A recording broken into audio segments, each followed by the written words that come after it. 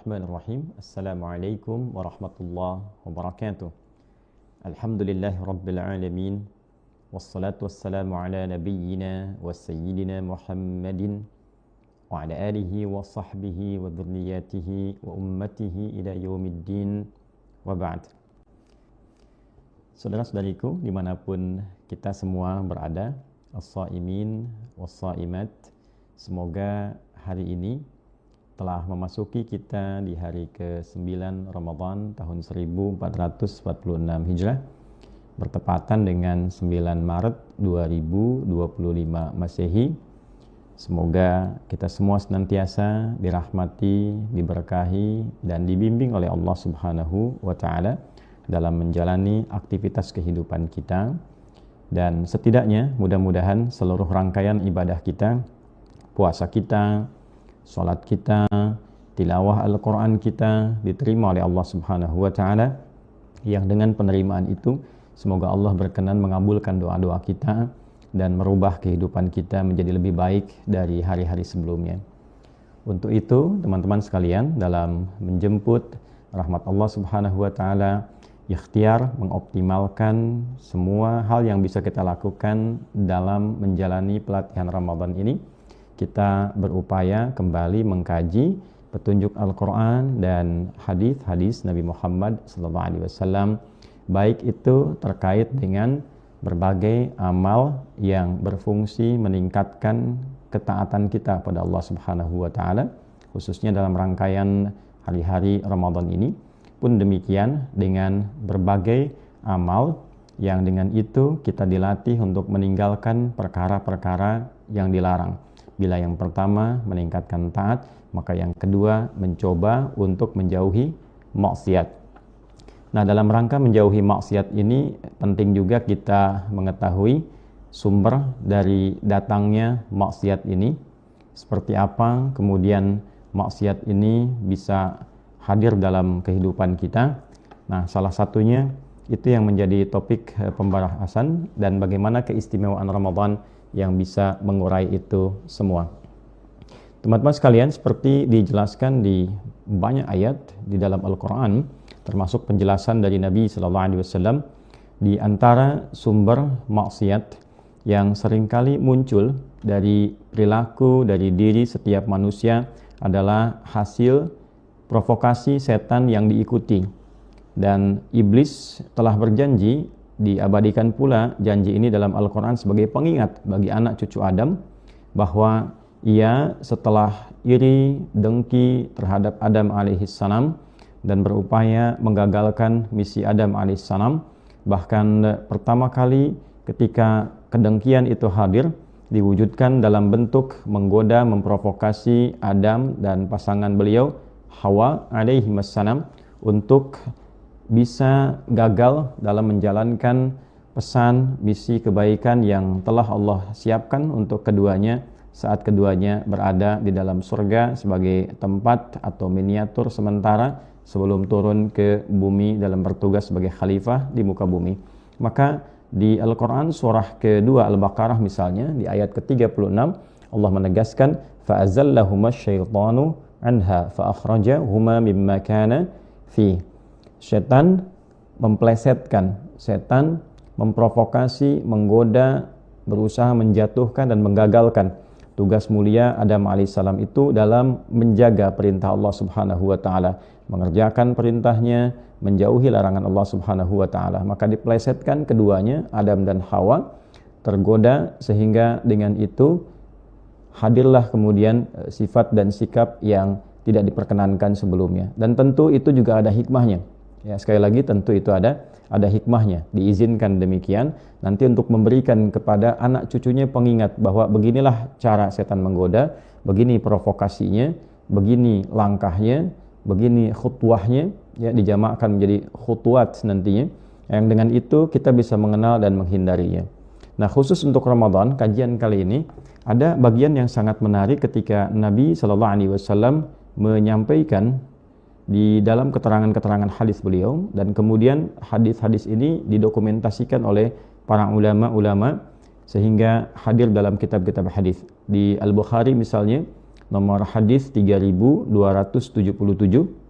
Kemudian di hadis riwayat Imam Muslim nomor hadis 1079, dan demikian pula di dalam Sunan An-Nasa'i nomor hadis 2100 yang seluruh sanadnya tersambung pada sahabat mulia Abu Hurairah radhiyallahu taala anhu. Jadi kalau kita urutkan seperti pernah di awal kesempatan saya sampaikan dari Nabi sallallahu alaihi wasallam, kemudian Nabi sampaikan di kalangan sahabat, ya, ditangkap oleh di antaranya sahabat Abu Hurairah radhiyallahu taala anhu, disampaikan pada generasi setelahnya sampai kemudian tiba di era Imam Al-Bukhari, didokumentasikan itu dalam bentuk tulisan yang dikodifikasikan. Kemudian juga muridnya Imam Muslim mengkodifikasikan itu dan dilanjutkan juga oleh Imam An-Nasa'i dalam kitab sunannya, sehingga kitab-kitab itu kemudian diteruskan oleh para ulama setelahnya, diajarkan pada generasi setelahnya, dicetak sampai sekarang hadir kitabnya bersama kita dan kita bisa akses itu untuk dipelajari. Ini keindahan dalam Islam yang menunjukkan validitas, kebenaran, orisinalitas, kemurnian ajaran ini yang tidak bisa direka-reka, bahkan juga ini yang menjadikan ajaran ini terjaga sampai kapanpun kita hingga kembali kepada Allah Subhanahu wa Ta'ala. Nah, apa bunyi hadis terkait dengan keistimewaan Ramadan? Pembahasan kita saat ini adalah tentang keistimewaan Ramadan yang terkait erat dengan provokasi setan, bagaimana Ramadan itu mengandung keistimewaan yang bisa menghentikan provokasi setan atau godaan-godaan setan. Nanti di edisi yang berikutnya kita akan mempelajari, ya, setan itu siapa, cara kerjanya bagaimana, sehingga dengan mengenali itu semua kita juga bisa melakukan langkah preventif. Nah, saat ini kita kenali dulu keistimewaan Ramadan yang terkait dengan pencegahan provokasi dari setan. Kita bacakan hadisnya. Qala Rasulullah sallallahu alaihi wasallam, saya langsung ke hadis nabinya untuk mempersingkat waktu. Idza jaa Ramadhanu. Dalam riwayat lain, idza dakhala Ramadhanu futtihat abwabul jannati. Di riwayat lain, futtihat abwabus samai wa ghulliqat abwabu jahannam wa sulsilatis syayatin. Dalam satu riwayat, wa suffidatis syayatin. Baik. Idza jaa Ramadhanu, apabila Ramadan tiba. Di riwayat yang melengkapi ini juga idza dakhala Ramadan, apabila telah masuk awal Ramadan. Nah, ini riwayat ini penting saya tampilkan dari beragam versi yang ada. Ya, beragam versi itu artinya begini, bukan berarti beda-beda, bukan. Ya, tapi nanti ada yang mendengar dari Nabi, kan, sekelompok demikian, sekelompok ini demikian, dan kalimat-kalimat ini saling menguatkan secara tafsir. Itu poinnya.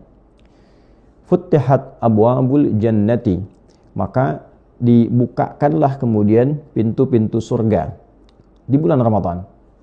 Wa ghulliqat abwabu jahannam, dan ditutup pintu-pintu neraka. Wa sulsilatis syayatin, ay wa suffidatis syayatin, dan para setan itu diikat, dibelenggu. Rawahul Bukhari wa Muslim, diriwayatkan oleh Imam Al-Bukhari, Imam Muslim, demikian juga Imam An-Nasa'i rahimahumullahu jami'an. Semoga Allah memberikan rahmat tertinggi, karunia yang besar untuk para ulama-ulama dan imam-imam hadis dimaksud. Nah, teman-teman sekalian, seperti diuraikan dalam bacaan hadis dan terjemahan tadi secara tekstual, bahwa ketika Ramadan itu tiba, setidaknya di antara sekian keistimewaannya ada 3 yang luar biasa. Yang pertama, dibentangkan, dibukakan pintu-pintu surga. Yang kedua, ditutupnya pintu-pintu neraka. Dan yang ketiga, diikatnya, dibelenggunya para setan. Pertama, bagaimana memahami hadis ini? Apakah hadis ini kita baca secara tekstual pemahamannya, atau ada pendekatan kontekstual, ya, dalam arti yang ditampilkan ini bahasanya bahasa kiasan, bahasa majaz kalau dalam bahasa Arab. Karena banyak sekali kita temukan termasuk di dalam Al-Quran, dalam hadis-hadis Nabi SAW, saking tingginya bahasa Al-Quran ini, saking tingginya bahasa hadis-hadis Nabi SAW yang menjelaskan kandungan Al-Quran ini, maka digunakan pula uslub, gaya bahasa yang tinggi. Ya, karena di zaman itu, di era itu, orang-orang Arab terkenal memiliki gaya bahasa yang cukup tinggi, uslubnya tinggi, dan unggul dalam dunia sastra. Ya, sehingga Al-Quran pun ketika diturunkan berada dalam posisi yang tertinggi dari susunan katanya, dari gramatikalnya, dari keindahan bahasanya, sehingga para pakar bahasa pada masa itu tak ada yang mampu menandingi ketinggian Al-Quran, saking indahnya. Ya, dan kelak kemudian menjadi patokan gramatikal dalam bahasa Arab. Jadi gramatikal bahasa Arab di nahwu, di saraf dan turunan-turunannya, bahkan di balaghah pembelajarannya dari ma'ani, bayan, kemudian badi', itu mengambil patokan, menjadikan Al-Quran sebagai acuan ya dalam merumuskan kaidah-kaidah bahasa Arab, saking fasih dan tingginya. Dan ini sudah sepakat kalangan ahli bahasa, apalagi dari kalangan para ulama dan cendekiawan. Ini bagian pertama dulu yang penting kita ketahui. Nah, terlepas dari itu semua, teman-teman sekalian, dalam penafsiran ini ada kalangan tekstual. Ya, kalangan tekstual ini melihat zahir teksnya. Bagaimana teks itu disampaikan, demikianlah diterjemahkan apa adanya. Ya, idza jaa ramadhanu, apabila Ramadan tiba. Idza dakhala Ramadan, apabila masuk awal Ramadan. Ya kan? Futtihat abwabul jannati, pintu-pintu surga dibuka. Ya demikian, dibuka saja pintu-pintu surga itu. Ya, seperti apa keadaannya? Wallahu a'lam. Terbuka pintu-pintu surga, ya kan? Sebagai motivasi kepada kita bahwa rahmat Allah dibentangkan. Ya. Kemudian wa ghulliqat abwabu jahannam, pintu-pintu jahannam ditutup, ya, dirapat, ditutup. Ya, secara tekstual demikian. Bagaimana keadaan ditutupnya? Wallahu alam. Ini bagian dari yang gaib. Ini pemaknaan yang pertama. Ya, di antara keimanan kita, iman kepada yang gaib. Alladzina yu'minuna bil ghaibi. Pada hal-hal yang belum kita ketahui, kita yakin terlebih dahulu karena informasinya disampaikan oleh Allah Subhanahu wa taala. Kemudian diteruskan penjelasannya oleh Nabi sallallahu alaihi wasallam, maka pembuktian iman itu artinya iman itu yakin tanpa ragu.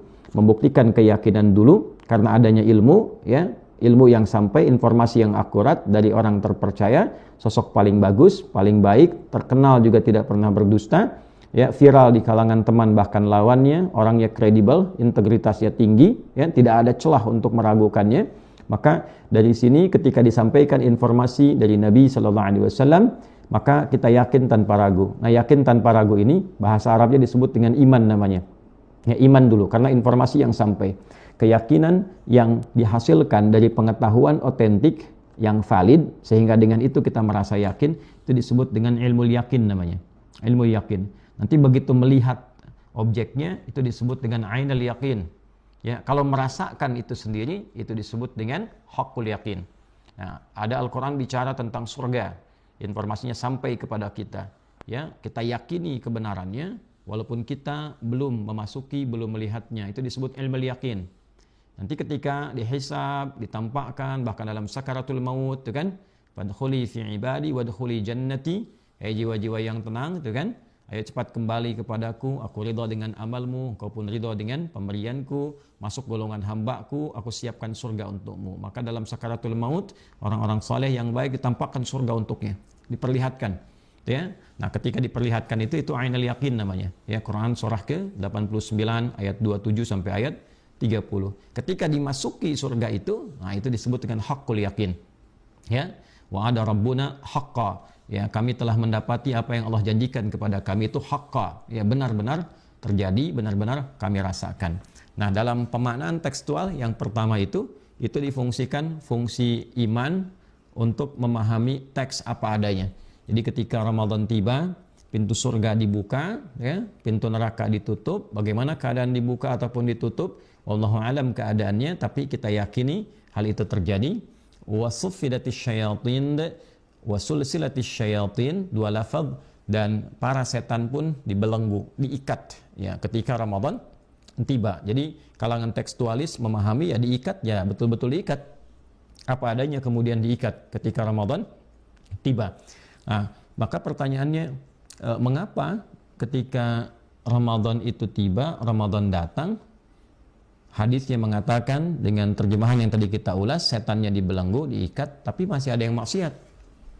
Sedangkan di awal pengantar tadi kita katakan bahwa sumber maksiat terjadi akibat provokasi setan. Artinya setannya aktif, ya, beraktivitas. Jadi kalau sekarang kemudian Ramadan tiba, setannya dibelenggu, ya tidak memiliki kemampuan untuk menggoda, maka bagaimana penafsirannya? Seperti apa? Gitu ya? Kok bisa setan dibelenggu sementara maksiatnya masih terus berjalan? Nah, maka kalangan tekstualis di sini memberikan beberapa penafsiran. Ya, di antara contohnya ada yang memberikan pernyataan bahwa kalau nanti kita buka syarah hadis ini dari kalangan-kalangan setan tertentu. Ya, jadi ada beragam jenis setan. Kalau kita ngaji lagi lebih dalam nanti di antara setan-setan yang paling aktif itu ada 9 jenis, itu kan? Ada setan di rumah tangga, ada setan yang bahkan bertugas di masjid, ada setan yang berdinas di lingkungan pasar-pasar, gitu kan? Dan sebagainya, tempat-tempat yang tidak baik banyak, di tempat-tempat yang kita ibadah pun ada, gitu kan?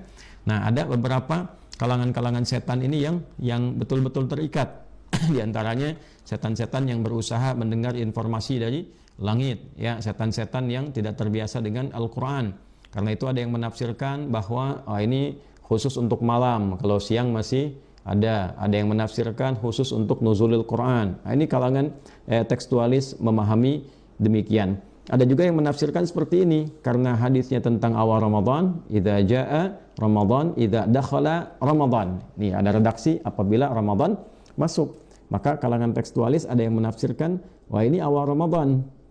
Ya, jadi karena rahmat Allah sedemikian tinggi, pintu surga dibuka, pintu-pintu jahanam, pintu neraka ditutup, ya, ada di antara rahmatnya setan dibelenggu khusus awal Ramadan. Ada penafsiran demikian. Ya, sehingga awal Ramadan itu saking tingginya, bahkan luasnya rahmat Allah Subhanahu wa taala menjangkau semua kalangan, tiba-tiba jadi baik. Ya, untuk memberikan satu penguatan bahwa setannya terbelenggu. Ya, jadi agak unik gini, ketika Ramadan tiba itu pencuri bisa berhenti, gitu kan? Koruptor bisa berhenti, penipu bisa berhenti, bahkan yang paling unik yang mungkin biasa mencuri, biasa yang korupsi, biasa menipu, biasa maksiat, itu mah bisa mengucapkan marhaban ya Ramadan. Selamat datang Ramadan, selamat menunaikan ibadah puasa, ya kan? Biasa mencuri, biasa korupsi, tiba-tiba awal Ramadan ya bisa mengatakan marhaban ya Ramadan, selamat menunaikan ibadah puasa, semoga Allah menerima puasa kita semua, ya. Nah, ini menunjukkan bahwa kalangan tekstualis memberikan pernyataan ini, menunjukkan bahwa apa yang Nabi sampaikan itu benar.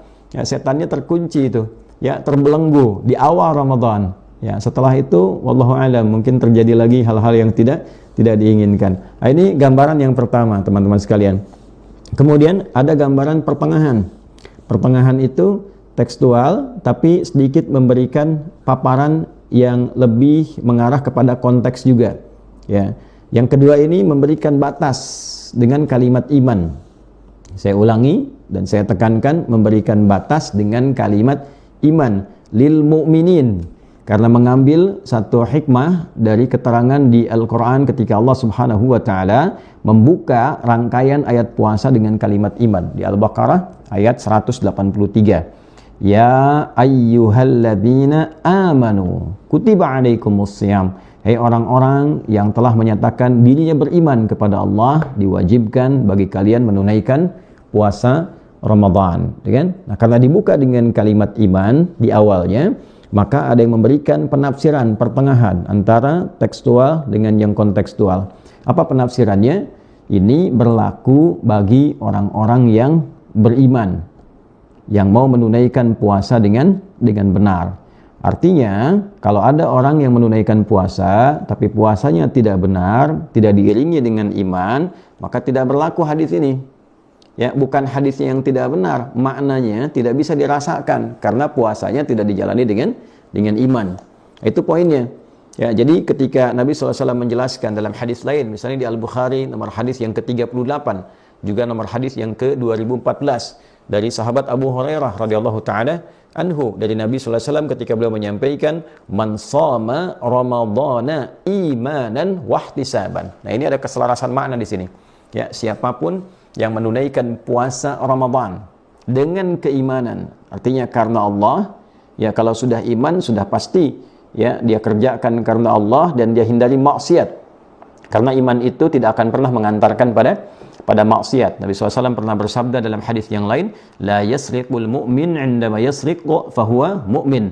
Tidak mungkin orang yang punya iman itu mencuri menipu, korupsi, ya, kalau ada iman dalam dirinya, ketika dia akan melakukan perbuatan dimaksud, imannya akan mencegahnya, ya. Ketika terfikir, iman akan menghambatnya. Jadi nggak mungkin ada koruptor yang masih ada iman dalam dirinya ketika dia korupsi, itu nggak mungkin, ya. Nah, ada penipu, ada pezina, ada perampok ketika melakukan itu, ya, ada iman dalam dirinya. Artinya imannya bermasalah, gitu kan?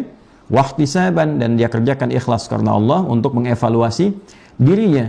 Ghufira lahu ma taqaddama min dzambi. Orang-orang demikian berpotensi diampuni seluruh dosa-dosanya. Jadi orang yang pengen diampuni itu kan meninggalkan maksiat, menghindari maksiat.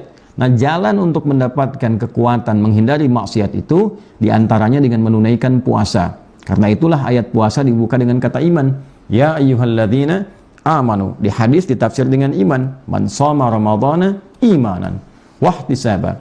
Jadi orang-orang yang puasanya benar, dia berupaya menunaikan puasa dengan imannya untuk menghindari dosa, bahkan supaya dosanya digugurkan. Nah, oleh karena itu ketika dia kerjakan dengan imannya, tidak mungkin dia mengikuti provokasi setan. Dalam kondisi itulah setan terikat, tak mampu menggoda orang-orang seperti ini, ya, diikat tangan-tangan mereka, tak punya kemampuan menggoda orang yang puasa dengan benar. Artinya, kalau ada orang yang tidak menunaikan puasa dengan benar, ya, ada orang-orang yang tidak berusaha menjalani puasa untuk mengoreksi dirinya, mengevaluasi diri, maka pengertian di kalangan pertengahan ini, ya, makna hadis ini tidak berlaku untuknya, ya, karena tidak ada kesungguhan untuk menunaikan puasa Ramadan dengan baik. Jadi terbelenggunya setan, diikatnya setan, ini menunjukkan terbelenggu ia, ya, tidak mampu menggoda orang yang menunaikan puasa dengan baik.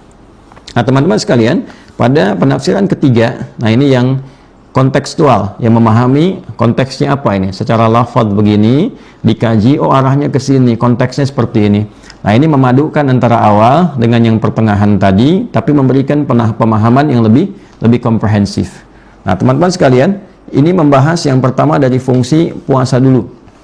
Ya, jadi fungsi puasa itu kalau kita uraikan di Kitabus Shaum saja, Imam Al-Bukhari itu sampai menampilkan kurang lebih 121 hadis, 69 subtopik dalam tema Kitabus Shaum, ya, di halaman 280 kitab kami, di topik yang ke-30. Topik 30 Kitabus Shaum, kemudian ada subtopiknya 69 kurang lebih, kemudian ada hadisnya 121. Nah, kalau kita kumpulkan rangkaian hadis-hadis ini, sesungguhnya di dalamnya ada pembinaan, penguatan pada seluruh bagian kehidupan tubuh kita. Ya, ada pembinaan terhadap rohani, rohiyah kita, ada pembinaan terhadap aspek intelektual, karakter intelektual di akal kita, aklani, ada pembinaan terhadap karakter kinerja di fisik kita, jasmani. Jadi semua ini dibina. Bagaimana menggunakan fungsinya dengan benar, rohnya benar, akalnya sehat, fisiknya juga kuat. Nah, dalam konteks ini juga dipandu supaya menghindari hal-hal yang melemahkan dari sifat maksiat. Artinya, yang ini ditingkatkan daya positifnya, taat, kemudian pada saat yang bersamaan dicegah supaya tidak terjebak pada sisi yang negatif, yaitu maksiatnya. Nah, dalam pelatihan Ramadan ini, tiga-tiganya diaktifkan ini, ya, baik fisik, jasmani, aklani, kadar intelektualnya, ya, karena itu fisik kita terus, ya, berlatih meningkatkan ibadah, amal soleh, dari mulai yang fisikal langsung seperti sholat, itu kan, yang lisan banyak zikir, baca Quran, yang harta intelektual banyak kultum di masjid-masjid, banyak kajian, banyak pembahasan, tanpa sadar itu, ya, tanpa sadar. Artinya hadis-hadis yang ditampilkan itu betul-betul wujud dalam praktek kehidupan kita, fitrah kita tergerakkan dengan itu, ya. Ini menunjukkan kebenaran Islam, kita bertuhan ini, ya, dengan sendirinya banyak kajian di mana-mana. Artinya ini benar apa yang disampaikan Quran. Apa yang ditegaskan hadis itu betul, ya, valid. Kalau sudah seperti ini tanda kebenaran agama. Harusnya kita terdorong untuk betul-betul bertuhan, kembalikan kepada Allah Subhanahu wa taala. Kemudian mengisi kebutuhan spiritual. Secara singkatnya apa kaitan ini dengan konteks ayat dan hadis yang kita bacakan khususnya tadi? Nah, teman-teman sekalian, karena dengan pelatihan ini dia terlatih meningkatkan ketaatan dan berusaha mencegah maksiat. Jadi ketika dia tunaikan puasa, dia tunaikan dengan imannya, perbaiki dirinya, tunaikan dengan ihtisab, evaluasi fisiknya, evaluasi akalnya, dan dia komitmen untuk mengerjakan yang baik-baik. Ya, makanya di hadis yang pernah kita kaji di pertemuan yang lalu, ya, di antara keutamaan puasa itu subtopik yang kedua ketika Nabi menyampaikan dalam hadis yang kita terima juga dari sahabat Abu Hurairah radhiyallahu taala anhu. Nabi mengatakan as-siyamu junnatun. Itu poinnya. Puasa itu kalau benar dikerjakan, dia akan membangun perisai dalam diri kita untuk mencegah segala perbuatan yang negatif, yang maksiat. Ya, fala yarfuth wala yajhal. Kan ketika puasa itu, ketika perisainya sudah didapatkan dalam dirinya, maka dia bisa mengontrol diri. Dia tidak berkata yang kotor, dia tidak bertindak yang tidak pantas. Janganlah engkau berkata kotor, jangan bertindak yang tidak pantas. Itu kan latihannya. Ya, tahan kata yang tidak baik, jangan lakukan yang tak pantas, pikiran arahkan pada yang baik. Ketika sudah terbiasa, muncul perisai. Yang buruk-buruk hilang dengan sendirinya.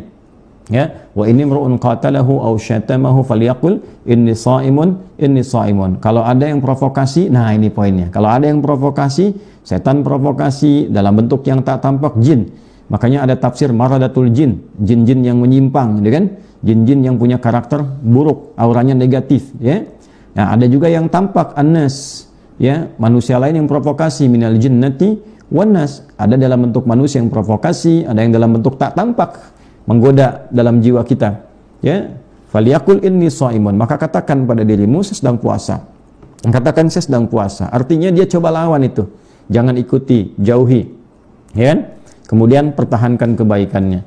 Nah, sikap inilah teman-teman sekalian, dalam puasa, sikap yang konsisten, komitmen yang kuat untuk meninggalkan maksiat dan meninggikan yang taat, itu yang menyebabkan setan tak berkutik.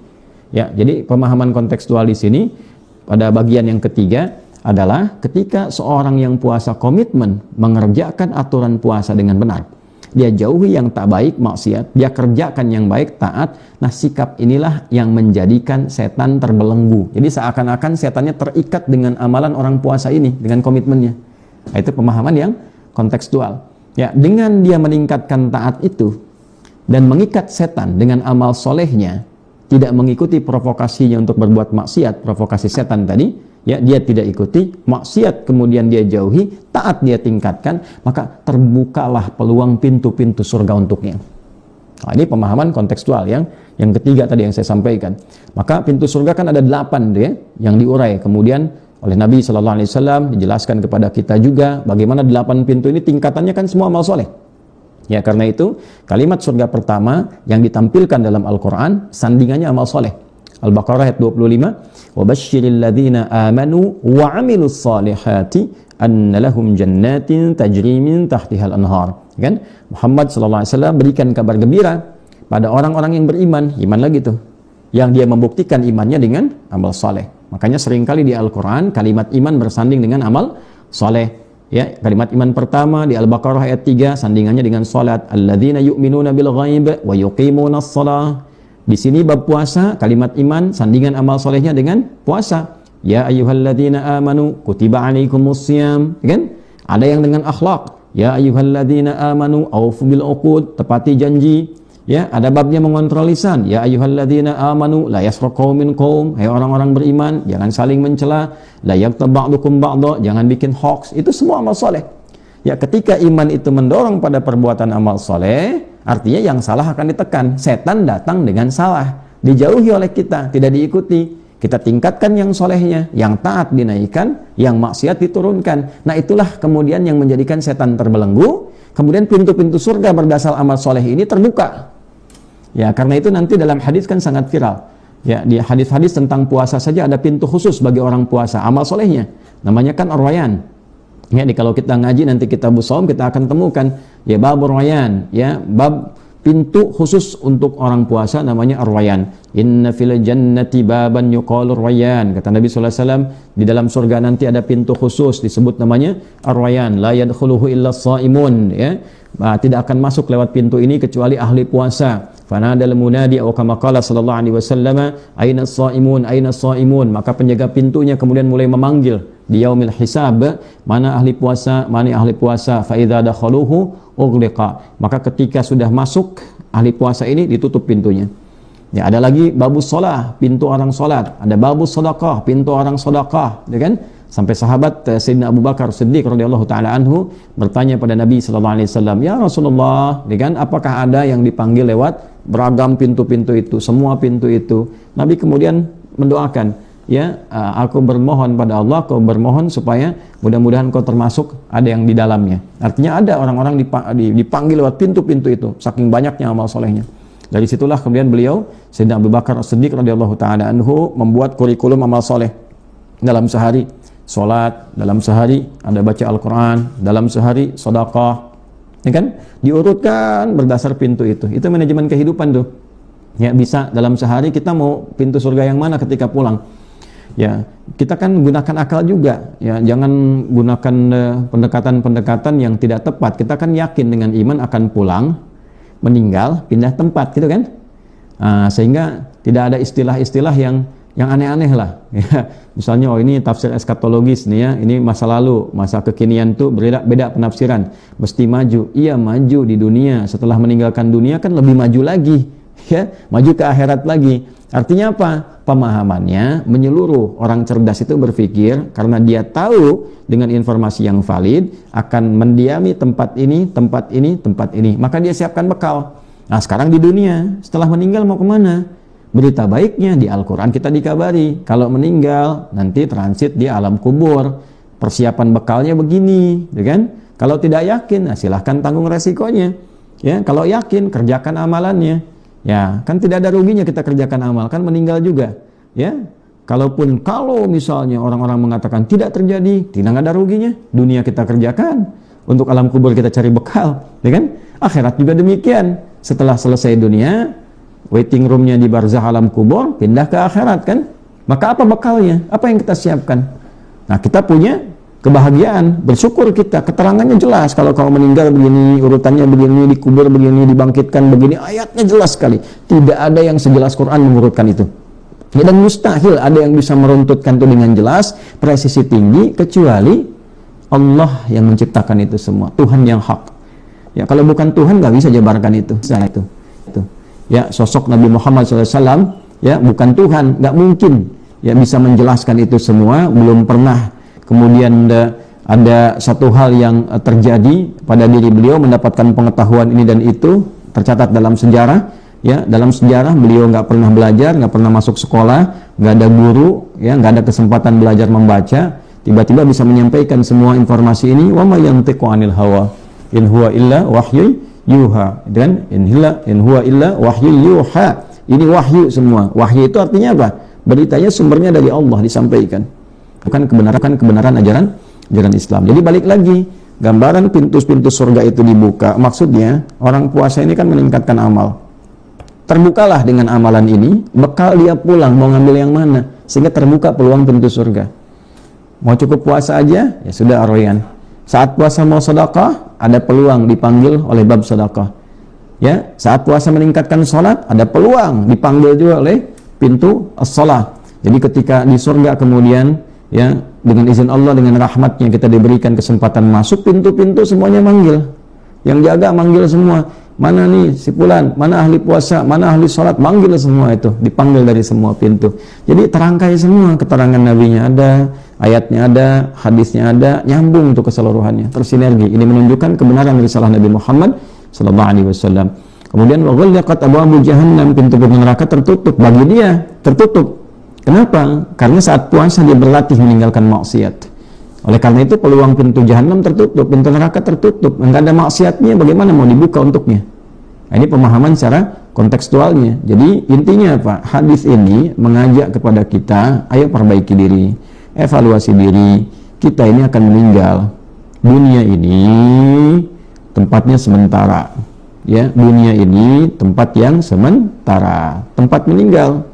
Di sini kita meninggal, bukan tempat yang abadi. Kita akan meninggalkan tempat ini, pindah ke tempat lain. Nah, ini yang penting sekali kita tampilkan pada diri kita, kan? Jadi bukan tempat untuk tinggal. Nanti tinggalnya saat kembali ke akhirat kelak. Nah, jadi kalau kita tahu pindah alam, nah, siapkan dengan baik, perbaiki diri kita, sadari. Bagaimana menyadarkan diri kita berubah menjadi lebih baik, terlepas dari pilihan kehidupan. Mau jadi guru, ulama, silahkan, tapi gunakan ilmunya yang baik. Mengajarkan orang yang baik-baik. ya jangan pecah belah orang, jangan diadu orang, ya jangan dengan ilmu digunakan untuk menipu orang, ya kan? Jangan dengan ilmu digunakan untuk menyakiti orang lain. Ya demikian kalau pilih jabatan silahkan gunakan jabatan untuk mencari kebaikan. Di dunianya dapat kedudukan. Ya kalau baik kemudian Allah kirimkan rasa pada orang untuk menghormati, orang segan, orang hormat, ya baik pada dia. Saat yang bersamaan siapkan akhiratnya. Niatkan sebagai ibadah, buat kebijakan yang baik-baik, bukan sekedar viral supaya orang tahu, ya nggak apa-apa bikin konten, nggak ada masalah yang dengan itu memberikan edukasi, ya tapi kita tidak niatkan pada hal yang buruk. Nah, niat menghindari yang buruk itu niat ria, niat sum'ah, niat untuk popularitas semata, itu untuk bekal supaya dengan pencegahan ini kita mendapatkan poin bekalnya untuk pulang ke akhirat. Itu kalau masalah dunia semua orang punya pilihan, kan? Tapi ada satu yang pasti meninggal. Bekalnya apa? Ya, kalau baik di dunia saja, ya, kemudian tidak pernah ibadah, ya dunianya akan dapat.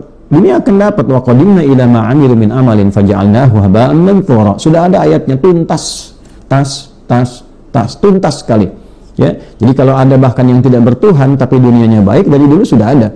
Ya, misal di dunia ini punya jabatan, baik, bagus, tapi nggak kenal Tuhan, nggak kenal Allah misalnya, kan? Nah, maka baiknya akan di dunia diberikan oleh Allah dengan hukum dunia. Wa qadimna ila ma 'amilu min amal. Di dunia diberikan, silakan. Orang senang dengan dia, apresiasi kinerjanya, gitu kan? Memberikan jalan ruang yang baik-baik, bagus, bisa jujur, bagus, kredibel, baik. Tapi nggak kenal Allah misalnya, dia nggak siap untuk bekal pulang. Ya kan hukum akhirat juga harus adil. Ya dunia dihukumi dengan dunia, akhirat dihukumi dengan akhirat. Kan tempat begitu, ya kan? Anda misalnya orang mana nih, ya? Misalnya kita orang Indonesia, kita semua orang Indonesia, mau pergi ke Malaysia yang berlakukan hukum Malaysia. Kita pergi ke Amerika yang berlaku hukum Amerika. Kita pergi ke Cina berlaku hukum Cina. Nggak bisa kita bawa dari Indonesia ke Amerika pengen memperlakukan hukum Indonesia. Biasa masuk toilet di Indonesia, ke Amerika pengen pakai hukum toilet Indonesia, nggak bisa, kan? Nah, Anda bayangkan di interdunia saja pindah tempat punya hukumnya sendiri. Sekarang mau ke akhirat bawa hukum dunia nggak bisa. Ya, beda hukumnya. Alam kubur aja udah beda. Bekal yang dibawa nggak sama. Anda kendaraan pakai mobil apapun dari yang sederhana sampai yang mewah, masuk alam kubur nggak dikubur sama mobilnya, nggak ikut.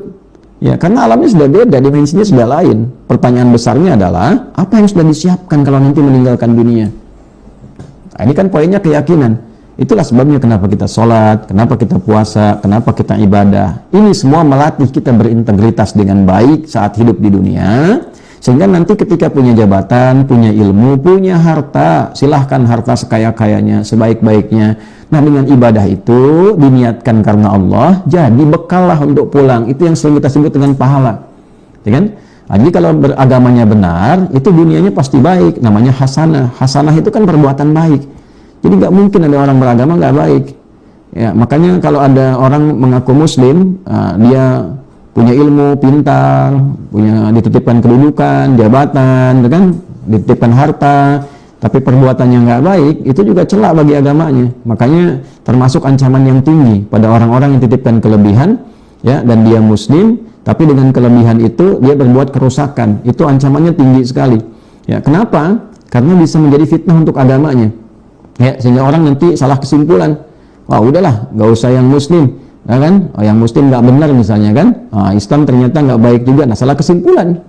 Ya, akhirnya jadi fitnah untuk agamanya. Padahal agama tidak mengajarkan demikian. Justru dalam pembuktian sejarah orang-orang yang nggak baik, jahiliyah bahkan tingkat keburukan tertinggi, masuk Islam tuh pada jadi baik. Semua baik. Nah, jadi sekarang buktikan. Yang ulama, yang dosen, yang pengajar, ketika Anda Muslim, buktikan Anda yang paling berintegritas, Anda yang paling tulus dalam mengajar. Tulus itu bukan kehilangan dunia, tapi tidak rakus dalam mencari dunia, ya kan? Yang pejabat, buktikan Muslim, jangan menipu, jangan korupsi. Nah, nanti yang kena fitnah agamanya. Banyak hadis-hadis nanti yang memberikan ancaman yang sangat luar biasa besar, ya, termasuk para ulama misalnya, ya kiai, ustadz itu. Kalau hanya mengajar demi kepentingan popularitas, mengajar demi kepentingan materi duniawi, gitu kan? Ya, na'udzubillah min dzalik, semoga Allah menjaga kita semua. Itu kalimat itu jelas. La yastamu raihatal jannah au an-naru di At-Tirmidzi itu jelas. Itu lebih layak masuk neraka aja, gitu kan? Ya, nggak akan cium bau surga. Itu kan ancaman tinggi itu, extraordinary crime gitu ya. Ya, kejahatan yang tinggi, kriminal yang luar biasa buruk gitu kan. Nah, ini yang paling bahaya, nampilkan bawa ajaran agama tapi membawa fitnah di dalamnya. Nah, ini juga tidak baik. Demikian ketika dapat jabatan dan ada melekat Islam di dalamnya, berbuat yang tidak baik, ya korupsi misalnya, nah, sehingga orang salah menyimpulkan, udahlah, yang Islam kok nggak bagus juga. Nah, ini kan salah, ini agamanya jadi celak. Ya, kaya juga begitu, ini digunakan pada yang tidak baik, salah juga. Nah, tapi kalau ada orang pun tidak beragama atau tidak kenal Allah, kan? Nah, kemudian baik dalam urusan dunia, misal gitu kan, misal baik dibalas oleh Allah, Allah tuh adil, dibalas di dunianya. Ya, tapi kita doakan supaya beriman, supaya kenal Allah. Kenapa? Sebab ketika pulang bukan hukum dunia yang dibawa, hukum akhirat. Nah, sekarang tinggal dicek aja, ayatnya banyak sekali. Allah perintahkan cari yang kau pertuhankan itu, silakan. Ya, yang Tuhannya alam semesta, silakan bertuhan pada alam semesta. Ketika meninggalkan alam itu kemana tuh? Yang tanggung jawab siapa? Ya kan? Ya, yang menciptakannya siapa? Kan hukum juga mengatakan demikian secara akal kan? Nggak mungkin tiba-tiba alam semesta wujud. Yang menciptakan siapa? Ya kan? Nah, kemudian juga sama dengan aspek-aspek yang lain, yang bertuhan, yang lain nanti semua akan mencari sampai terbukti kebenarannya. Nah, sekarang bagi kita orang Islam, puasa mengembalikan kita pada karakter yang positif. Secara spiritual, karakternya muncul, karakter moral namanya, dibimbing, punya integritas yang bagus. Jadi nggak mungkin lah kalau orang puasanya benar itu, latihan setelah puasa nggak mungkin terjebak pada tindakan kriminal itu, ya. Mencuri, korupsi, merugikan, ya, merampok, membunuh dan sebagainya, itu nggak mungkin. Ya, dan di saat yang sama karunia Allah begitu luas. Yang pernah berdosa dipanggil semua. Wa idza sa'alaka ibadi, saya pernah sampaikan di tafsir penjelasan ini pertemuan-pertemuan yang lalu, sampai dipanggil ibad. Kalau hambaku ingin kembali mendekat kepada Allah, kan? Ingin tobat, ya, qul ya ibadiyalladzina asrafu ala anfusihim la taqnatu min rahmatillah. Sebanyak apapun dosamu, pernah salah, sekarang ingat, sadar, tobat sebelum meninggal. Tobat sebelum meninggal. Ya, silakan kumpulkan ilmu seluas apapun, harta sebanyak apapun, jabatan silakan cari sebanyak apapun, tapi akhirnya meninggal. Itu poinnya, ya kan? Pada akhirnya pulang. Nah, ketika meninggal itu artinya kan meninggalkan dunia, pindah kemana? Tanya bekalnya apa? Kan udah sering lihat, udah sering lewat kuburan, udah sering lihat orang meninggal, jenguk orang meninggal, kan begitu dikuburkan dunianya nggak ikut, gitu kan? Bahkan yang ngantar pun pulang lagi. Ya, belum pernah rasanya kita lihat yang nangis-nangis di atas kuburan juga pengen ikut dikubur, kan itu juga nggak pernah tampak gitu ya. Nah, oleh karena itu kita kembalikan ke hadis tadi, futtihat abwabul jannah, banyak peluang kebaikan dibuka untuk kita supaya mencari bekal yang baik untuk pulang. Maka Ramadan ini momentum yang sangat bagus, menata kembali, mengembalikan kembali diri kita pada yang baik-baik, ya, pada yang mulia sifatnya. Kemudian wa ghallaqat abwabu jahannam, pintu-pintu neraka ditutup karena kita tekad gak mau berbuat maksiat lagi. Sudah, sehingga tertutup itu. Wa sufilatis syayatin aw sulsilatis syayatin, setan dibelenggu. Ya, setan diikat karena tak mampu lagi menggoda. Terikat itu ada makna di dalamnya secara kontekstual dalam kiasannya, karena kita sudah komitmen mendekati Allah dengan kebaikan, mengabaikan provokasi setan, seakan-akan diikatlah setan itu dengan komitmen kita tadi. Nah, inilah 3 tafsir terkait hadis yang dimaksudkan. Jadi kalau misalnya ada orang yang masih berbuat maksiat saat Ramadan, ya kan, bukan setannya tidak diikat, tapi manusia yang masih aktif berbuat maksiat. Gitu ya. Allahnya sudah maha baik mengikat setan, manusianya malah yang buka setan itu sendiri. Nah, bahasa bebasnya kan begitu, supaya dia aktif lagi. Nah, jadi kalau puasanya benar, tarawih itu nggak ada yang ngilang sendal, apalagi yang ngilangin kotak infak gitu kan. Nah, jadi kalau di rumah Allah saja sudah berani mencuri, artinya ada sesuatu yang salah. Tapi kalau rakyat sudah berani masuk ke masjid mencuri, nah artinya ada sesuatu yang sudah nggak tepat di lingkungannya, gitu kan? Nah, itu mesti hati-hati kalau sudah rata dari sifat keburukan, dicek. Barangkali yang extraordinary crime itu sudah banyak menyebar, sehingga orang sudah lupa dengan taat, ya, banyak terjerumus pada maksiat. Extraordinary crime itu yang paling parah, itu mesti hati-hati. Ya, 1, zina dengan segala bentuknya, pornografi, porno aksi, LGBT. Coba cek tuh pemerintah di setiap bagian daerah-daerahnya. Ya, apalagi kalau sudah ada LGBT, itu bahaya itu bahaya. Ya, Trump aja setram-tramnya itu, ya, POTUS Amerika yang sekarang itu kan begitu dilantik langsung mengeluarkan, ya, 1 putusannya apa, melarang LGBT kan. Ya, walaupun banyak protes ini itu dan seterusnya, tapi mengerti. Di Rusia juga sama, ya. Di Rusia itu Putin seputin-putinnya itu masih melarang itu. Ya, masa di negara kita mayoritas muslim terbesar paham itu, ya kan? Dan di ajaran juga agama lain saya yakin juga menilai bahwa itu keliru, gitu kan? Nah, itu kalau udah banyak menyebar di mana-mana pasti penyakitnya melahirkan penyakit sosial. Hati-hati, itu penyakit sosial itu pasti itu, ya. Yang kedua apa? Judi. Judi itu mau online, mau onsite atau offline, mau macam-macam, itu penyakit sosial.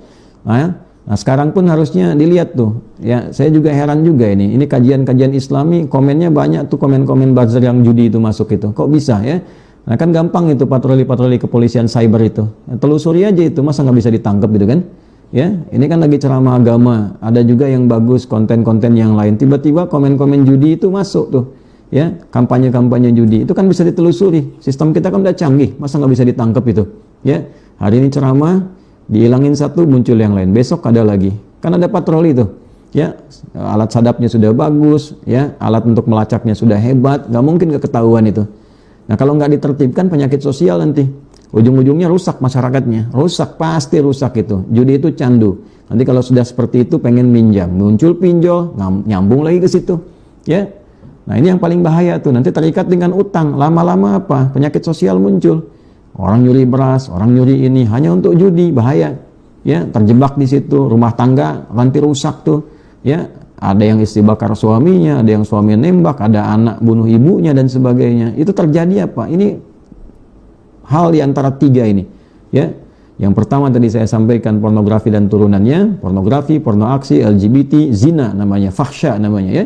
Yang kedua judi, yang ketiga itu merasantika, minuman keras dan narkotika. Itu kalau sudah tiga-tiganya menyebar, khamar, bahasa Arabnya itu, bahasa Qurannya khamar, yang merusak akal, yang merusak akal. Dulu ditafsirkan minuman keras saja, ya sekarang dikembangkan, ya obat-obatan terlarang dan sebagainya. Cek kalau itu sudah menyebar di mana-mana, itu pasti merusak, rusak generasinya, rusak masyarakatnya, rusak pola hidupnya. Nah, puasa memperbaiki itu semua. Puasa memperbaiki itu semua. Jadi kalau puasanya benar di setiap kita itu melatih karakter moralnya baik, secara pribadi baik, nanti akan ada kesadaran kolektif menyeluruh, ya kan? Semua jadi baik lagi. Nah, dengan itulah kemudian setannya kita ikat, pintu neraka kemudian ditutup dengan amalan, dan pintu surga terbuka dengan kebaikan. Itulah gambaran tafsir secara komprehensif terkait dengan hadis yang disampaikan. Dan kembali pilihannya kepada kita semua, apakah mau jadi hamba yang benar atau tetap bertahan pada keburukan. Tapi pesan penting yang perlu kita kaji adalah, teman-teman sekalian, kita masih dapat kesempatan hidup sampai hari ini. Tidak sedikit sahabat kita yang dulu menemani, sekarang sudah tidak ada di samping kita. Dulu ikut bareng tarawih, sekarang sudah meninggal. Dulu ikut i'tikaf, sekarang sudah tidak ada. Ya kan? Dulu hadir membersamai olahraga, sekarang sudah pindah ke tempat lain. Ya kan? Wallahu a'lam keadaannya, kita sering doakan dalam kebaikan, tapi poinnya satu saat kita akan berada di posisi itu. Allah masih baik dan sangat baik dan tetap akan baik kepada kita sepanjang kita mau mendekat kepada Allah. Diberikanlah kesempatan Ramadan. Kalau dengan Ramadan tahun ini belum mampu kita punya tekad untuk memperbaiki diri, maka butuh Ramadan berapa kali lagi? Butuh Ramadan berapa kali lagi? Maka mudah-mudahan ini menjadi lahan koreksi kita untuk kebaikan. Apapun yang disampaikan pada hakikatnya adalah titipan supaya kita menjadi lebih baik. Pun bagi saya pribadi, berusaha Ya, itu yang kita bisa lakukan, dan kita mendoakan, jangan menghukumi orang, kita doakan. Semua kita tatap dengan kacamata sayang. Apa yang diuraikan tadi bukan ingin menunjuk pada pihak-pihak tertentu ini dan itu, tidak, tapi karena rasa sayang kita mendoakan kepada Allah semoga sifat-sifat kurang baik ini dihempaskan dari dalam diri kita, mampu kita mengikat para setan itu sehingga kita menjadi pribadi yang lebih mulia di hadapan Allah Subhanahu wa taala. Teman-teman, selamat menunaikan ibadah siam Ramadan. Mohon dimaafkan banyak hal yang kurang, yang tidak tepat, mungkin yang salah diuraikan. Semoga Allah bisa memberikan petunjuk kepada kita dengan lebih baik untuk mengikuti petunjuk Nabi sallallahu alaihi wasallam. Terima kasih. Subhanakallahumma rabbana wa bihamdika asyhadu an la ilaha illa anta nastaghfiruka wa natubu ilaik. Wa akhiru da'wana alhamdulillahi rabbil alamin. Assalamualaikum warahmatullahi wabarakatuh.